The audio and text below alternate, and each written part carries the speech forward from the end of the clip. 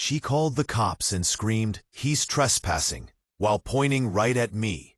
The officers stopped near the wooden bridge, their boots crunching on the gravel, as they stared between us. I had just stepped out of my truck, dust still on my jacket, from the long drive up the mountain trail. My cabin sat across the creek, right where I built it 15 years ago. But now there were boxes stacked near the porch, new fences, and a bright red HOA property sign nailed to my own gate. Karen stood in front of it like she owned the place. Neat hair, clipboard, fake smile. "Sir, you can't be here," she said, waving her hand as if I was some random stranger. "This area falls under the Valley Lakes HOA now. You'll need to leave before we call for backup." I almost laughed. "Lady, you already did." The cops glanced at each other. One of them spoke quietly. "Ma'am, do you have proof this property belongs to your association?" Karen gave a smug grin and pulled out papers from a plastic folder. "We recently annexed this section of the valley. He's refusing to cooperate, probably squatting." "Squatting? On my land?" I felt that mix of anger and disbelief burning in my chest. "Officer," I said calmly, "my family bought this entire valley before HOA even existed here. You're standing on my land right now." Karen rolled her eyes. "That's ridiculous. This land is part of the new community development. You'll have to move your cabin within 72 hours. The younger officer shifted uncomfortably. "Ma'am, he's saying he owns the land. We should verify that before—" "Do your job," Karen snapped. "Arrest him for trespassing." I could feel it. That old military instinct to stay silent and observe before striking. They didn't know I had the land deeds locked in my truck. They didn't know I had the entire valley surveyed and registered under my name years ago. And they definitely didn't know who I was before I retired. I took a step closer, looked Karen straight in the eye, and said quietly, "You sure you want to go down this road? Because the valley you're standing in is mine." The silence that followed made even the cops pause. The wind carried the sound of the stream under the bridge. Karen blinked, her smile faltering for the first time. She didn't realize yet that she'd just picked a fight with the one man she couldn't bully. Karen's face twisted into that fake, confident smirk people wear when they realize they might have messed up, but still want to act in control. "We'll see about that," she said, snapping her fingers at one of the officers. "Check his vehicle. He's probably got illegal equipment or something." The cop hesitated. "Ma'am, we can't do that without probable cause." "Probable cause?" she snapped. "He's trespassing." I folded my arms, leaning against my truck, calm but burning inside. "You're welcome to check," I said. "Just make sure your body cams are on, because I'd hate for another false report to end up on the evening news." The younger officer's eyebrows rose. He'd caught the tone. The other cop leaned in and muttered something to Karen, but she brushed him off and strutted toward my cabin like she owned the air she breathed. "Don't touch that gate," I said, my voice low. She stopped mid-step, glancing back. "Excuse me?" "That gate," I said, pointing. "It's on private property. My property." She laughed like it was the most absurd thing she'd ever heard. "Sir, this land belongs to the Valley Lakes HOA. We developed it last year. I've been managing it for months." "Funny," I said, walking past her toward the cabin, "because the development deed you're talking about was never approved. The county rejected it after my lawyer filed an objection. You'd know that if you actually read the legal notices." Her face drained of color for half a second before she covered it with another laugh. "Nice try. You don't scare me." "Didn't mean to," I said, unlocking the cabin door. but you should be scared of who's about to call you." She frowned. "And who's that supposed to be?" I dialed a number and held up the phone. County Sheriff Daniels, the same sheriff who hunted with me every fall. The same sheriff whose daughter I'd helped through college. Karen's smugness flickered. You can't just—" Before she could finish, the phone clicked and a deep voice came through. "Tom, you back in the valley already? What's going on?" "Got a situation here, Sheriff," I said, eyeing Karen. "Seems an HOA rep and a few confused officers think they own your favorite fishing spot." The silence on the other end stretched for a beat. Then a quiet chuckle. "Oh, I think I'll drive down myself." Karen's face froze. "You called the sheriff?" I smiled, finally walking past her onto the porch. "No, ma'am. I didn't call the sheriff. I called my friend." The cops exchanged uncertain glances. The creek kept flowing softly. But the tension in the air was thick as steel wire. Karen's little power trip was about to crash into something she couldn't control. 15 minutes later, a familiar rumble echoed through the valley, the sound of a county truck making its way down the dirt road. The officers straightened up, and Karen quickly fixed her hair, whispering to herself like she was preparing for some grand introduction. "Finally," she muttered, "someone with actual authority." Sheriff Daniels stepped out, boots crunching on the gravel, his hand resting casually near his belt. "Karen," he said with that calm, steady voice only seasoned lawmen have, "why are you on Tom's land?" Karen blinked, clearly not expecting that tone. "Sheriff, there must be some confusion. This is HOA jurisdiction now. We've got development rights approved by the county." Daniels raised an eyebrow. "Approved by who?" Karen hesitated. "The, regional zoning board," he chuckled. "That's funny. I am the regional zoning liaison. And last I checked, this valley's registered under Thomas Hale. That's him, standing right there." Karen's face went pale. "That can't be right. There's no way one person owns the entire valley." The sheriff took a slow step closer, lowering his sunglasses. "He bought it 15 years ago. Even donated part of it to the state park. If you'd done your homework, you'd know." The officers exchanged glances, suddenly quiet. Karen's confidence started to crumble. "Sheriff, look, this man has been aggressive. He's intimidating my volunteers." I raised a hand. "Volunteers? You mean the construction crew that's been cutting down trees on the West Ridge?" Daniels turned his head toward me. "Cutting down trees?" I nodded. "Yeah, last week, I saw heavy machinery near the river bend on my trail cameras. They've been building new driveways, septic lines, right into my property line." The sheriff's face hardened. "Karen, do you have a permit for that?" She laughed nervously. "We were told by the developers it was all cleared. It's just a misunderstanding." "Uh-huh," Daniel said. "Then you won't mind if I take a look at those machines myself."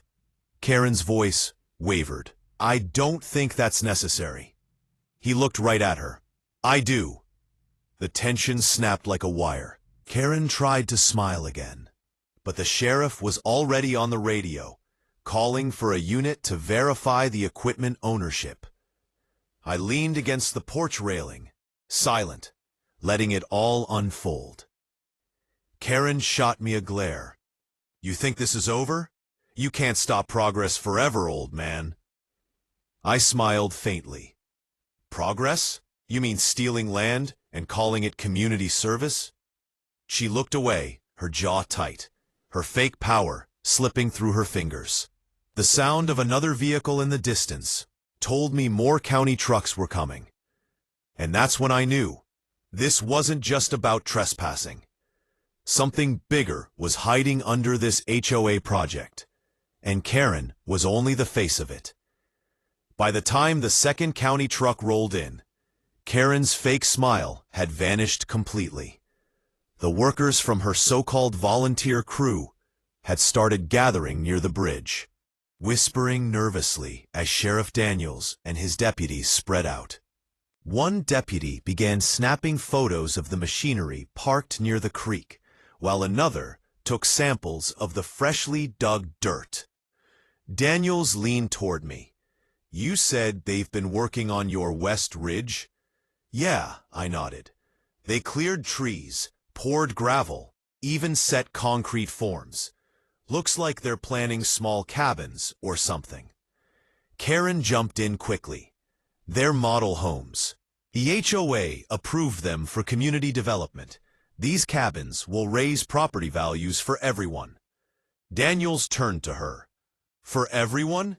You mean for the people who actually live in the HOA zone? Because this land isn't theirs to touch." Karen folded her arms. "The maps must be outdated. I'll contact our legal department." "Good idea," I said. "Maybe ask them why the property ID numbers don't match any in the county database." Her eyes flickered. "Caught. What are you talking about?"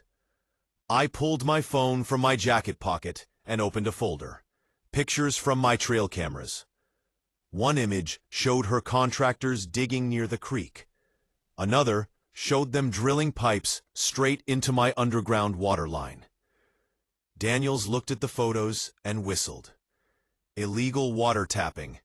That's not a zoning issue anymore. That's a felony." Karen froze. "What? No, that can't be. Our contractor handled that." "Then your contractor's in trouble too," the sheriff said. He radioed a deputy. "Secure the machinery.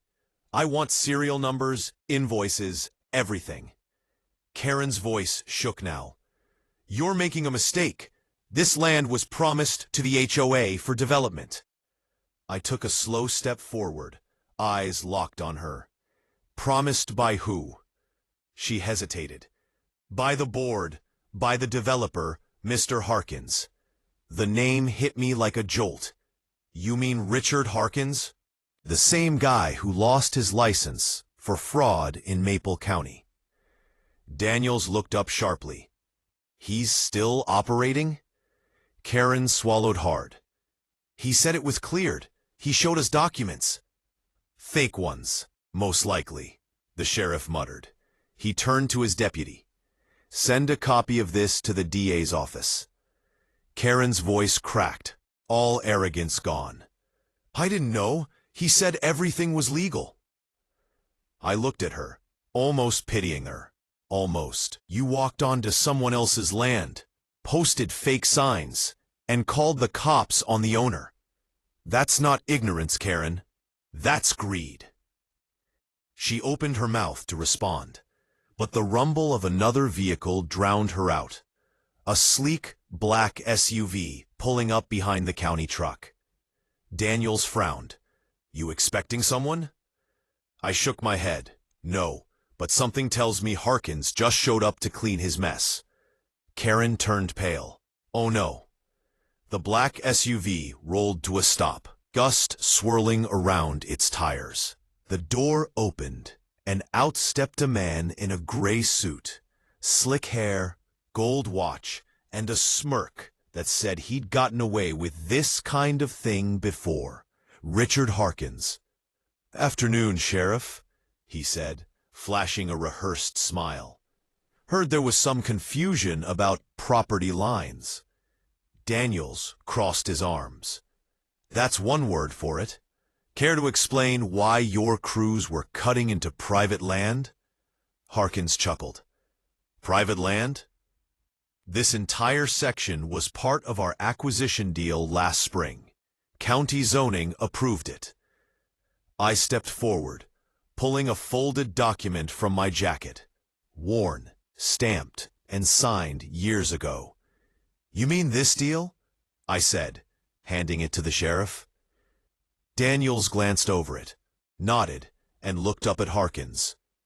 "This says the valley, every acre of it, belongs to Thomas Hale, dated 15 years ago, never transferred."